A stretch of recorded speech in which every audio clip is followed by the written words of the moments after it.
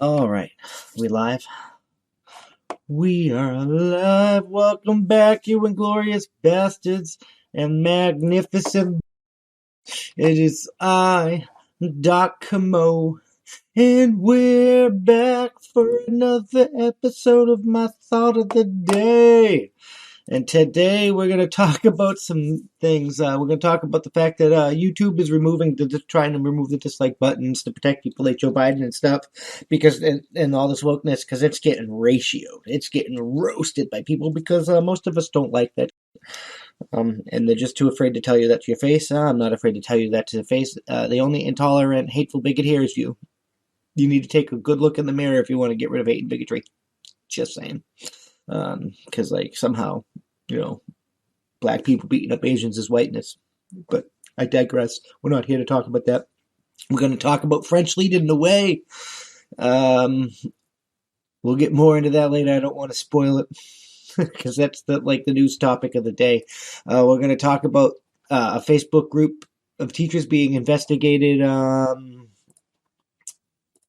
for suggesting doxing, trying to organize the doxing of conservative parents. And we're going to talk about Major Biden's dog bites another person. We're going to talk about that and what I think about the fact that whoever gave him that dog should probably be beaten. I'm being facetious. I don't really mean go beat somebody. They probably shouldn't be fostering dogs out. But anyway, while we're doing that, crowd is getting hit. Everybody's getting hit. So please like, share, subscribe, share this out on all those platforms that we're banned on, and join us on our website, www.thatsonpoint.squarespace.com. Join the email list, become a member.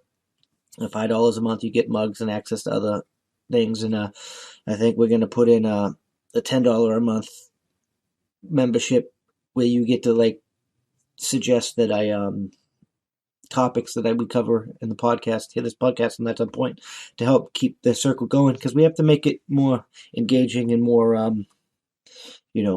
more for the meal ticket. But that's really the best way you can help in these times of censorship and stuff. It's the only way we can filter this program. It's the only way we can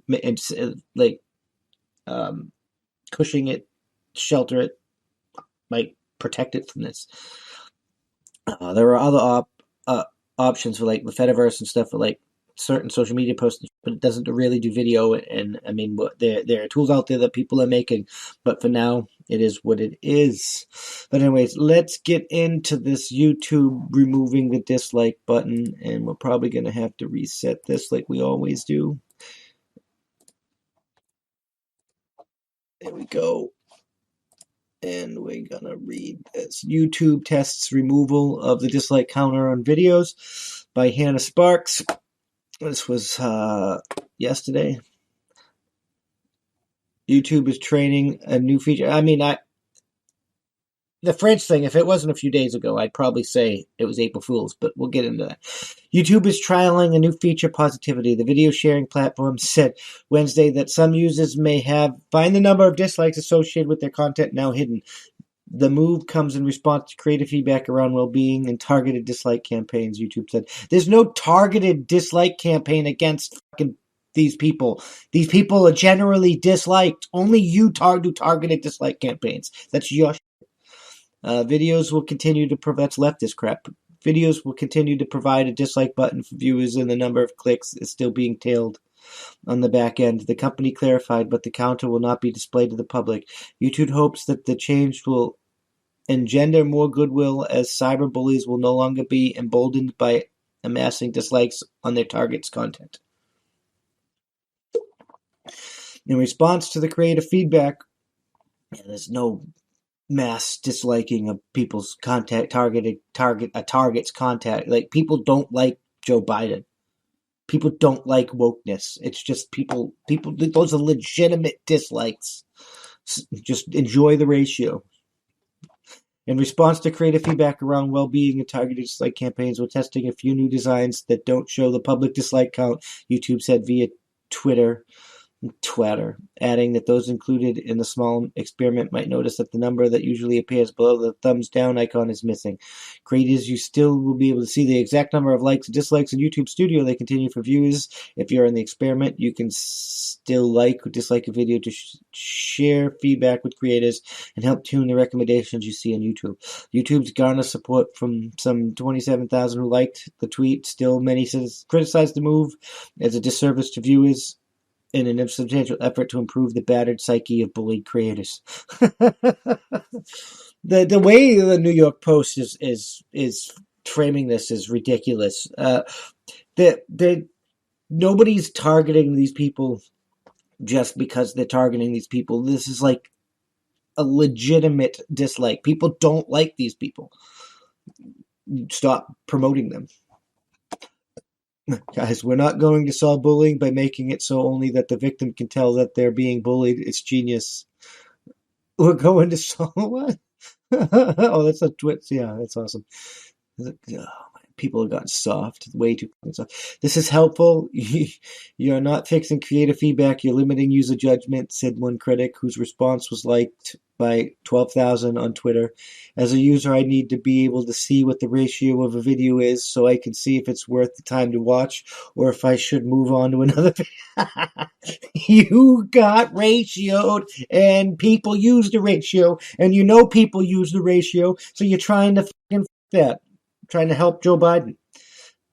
What did you do? Did you just jump on me? Okay, it did. Here we go. Creators, you still be able to see the exact number. This is why they want to take the dislikes away.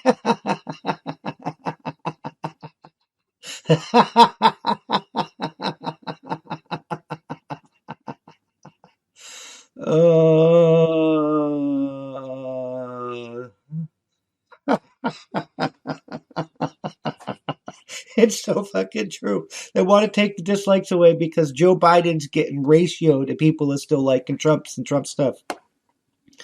I think we could do better than both of them, but I digress. Some in the thread have speculated that a number of videos uploaded by the White House during President Joe Biden's administration were, in fact, the subject of targeted dislikes.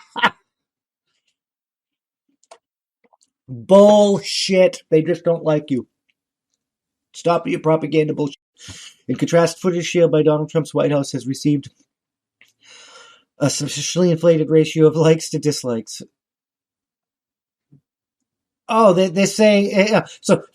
Joe Biden's videos are being targeted by a dislike campaign, and Donald Trump's are suspiciously inflated.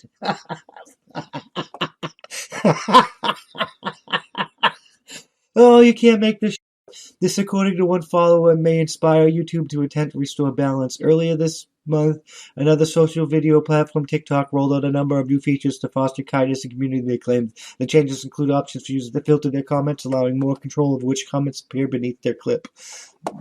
I mean, if you're going to be a publisher, that's not that bad. But these companies are not publishers; they're fucking platforms, and they need to start operating as such. And we need to start holding them to such accountability, or this fuckery is just going to continue. I'm just saying. All right, moving right along here, we're gonna talk about.